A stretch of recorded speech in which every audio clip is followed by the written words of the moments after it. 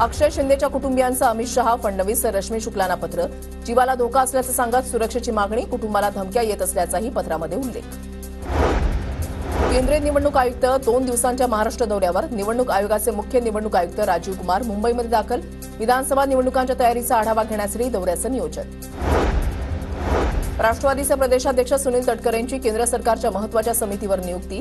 Petroleum आणि नैसर्गिक वायू केंद्रीय समितीच्या अध्यक्षपदाची तटकरेंना जबाबदारी. उद्योजक आणि शिंदे गटाचे नेते राजू खरेंनी शरद पवारांची भेट घेतली. राजू खरेंनी मोहोळ विधानसभा मतदारसंघासाठी उमेदवारी मागितली. राजू खरे तुतारीवर निवडणूक लढणार असल्याची चर्चा. पुण्यातील वडगाव शेरीमध्ये आज शरद पवारांची सभा. काही माजी नगरसेवकांचा पक्षप्रवेश होणार. जयंत पाटील, सुप्रिया सुळे सभेला हजर राहणार. माढा विधानसभेमध्ये काका पुतण्यांमध्ये संघर्ष होण्याची शक्यता. धनराज शिंदेंची आज माढ्याच्या माणेगावमध्ये जाहीर सभा. धनराज शिंदे आज राजकीय भूमिका जाहीर करण्याची शक्यता. अहमदनगर जिल्ह्यामधल्या श्रीरामपूरमध्ये आज बंदची हाक. श्रीरामपूर जिल्हा घोषित करण्याची श्रीरामपूर जिल्हा कृती समितीची मागणी.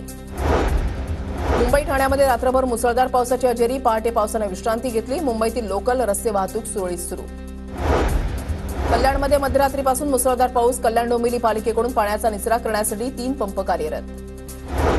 मुंबई शहरासह उपनगरामध्ये मध्यरात्रीपासून पावसाची संततधार सुरू. सखल भागामध्ये काही काळ पाणी साचल्याची माहिती.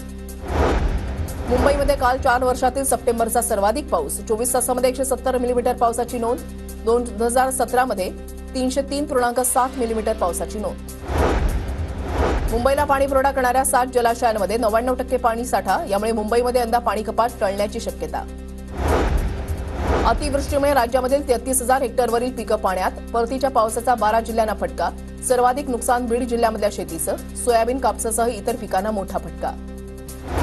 पावसामुळे वाशिम जिल्ह्यातील पिकांना फटका. जिल्ह्यामधील 5 तालुक्यामध्ये अतिवृष्टीची नोंद. एकट्या मालेगाव तालुक्यामध्ये 19,146 हेक्टरवरील पिकांचं नुकसान.